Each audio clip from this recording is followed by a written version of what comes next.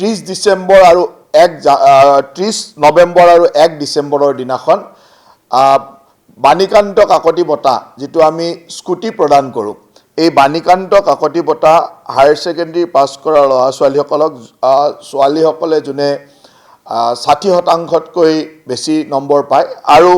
লৰাৰ ক্ষেত্ৰত যোনে 75%তকৈ বেছি নম্বৰ পায় তেখেতসকলক এই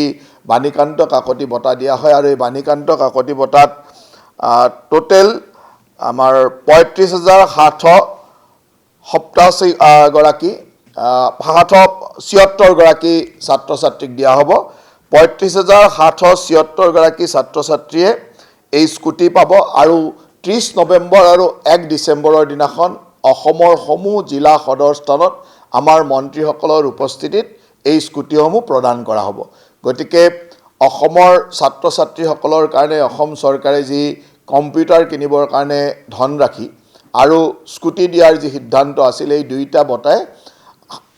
29-30 নৱেম্বৰ আৰু 1 ডিসেম্বৰত প্ৰদান কৰা হ'ব বাণীকান্ত কাকতি হ'ল 35,776 35776 35,776 গৰাকী স্কুটি তাত ছোৱালীৰ ক্ষেত্ৰত 60%ৰ ওপৰৰ আৰু ল'ৰাৰ ক্ষেত্ৰত 75%ৰ ওপৰত যোনে নম্বৰ পাইছে